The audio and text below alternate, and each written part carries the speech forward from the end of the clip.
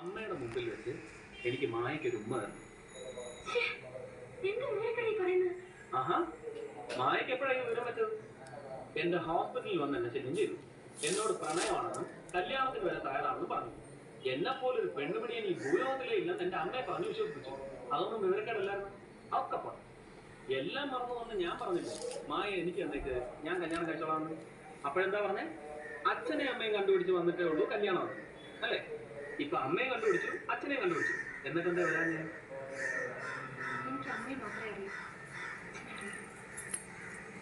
അതാണ് ശരിക്കുള്ള വിവരക്കേട്.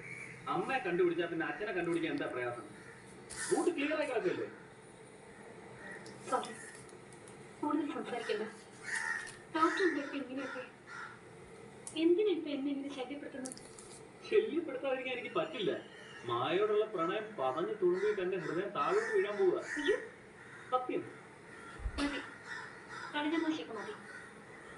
എന്റെ ഒരു കൂട്ടുകാരി വെറുതെ എന്നെ ഒന്ന് വാശി നിർപ്പിച്ചതുകൊണ്ടാണ് ഞാൻ അന്ന് ഡോക്ടർ ഇഷ്ടമാണെന്നൊക്കെ പറഞ്ഞത്. പക്ഷേ അതൊരു കളവായിരുന്നു. അതെ, കളവായിരുന്നു. മാപ്പ് തന്നേക്ക്. എനിക്ക് ആരെയും ഇഷ്ടമല്ല, പ്രത്യേകിച്ച് ഡോക്ടറെ.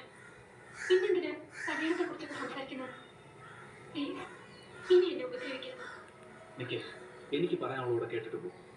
എന്നെ ഇഷ്ടമല്ലെന്ന് മായ ഇപ്പൊ പറഞ്ഞില്ലേ, അത് കളവാണ്, വെറും കളവ്.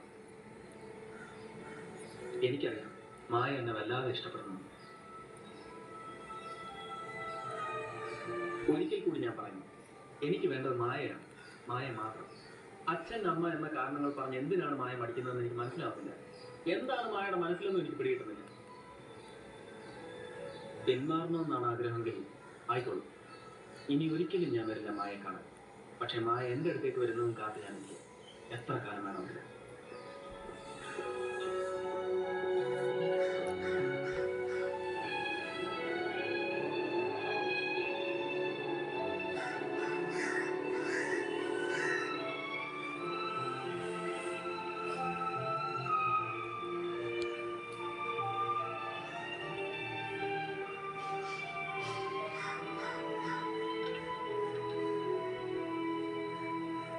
അമ്മ എന്താ തപ്പുന്നത്?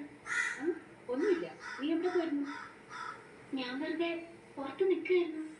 ആരായിരുന്നു ഇവിടെ നിന്ന് ബഹളമൊക്കെ വെച്ചത്? എപ്പോ? ഞാൻ കുളിച്ചോണ്ടിരുന്നപ്പോ. അത് ഞാൻ പറഞ്ഞില്ല അമ്മേ. Wait wait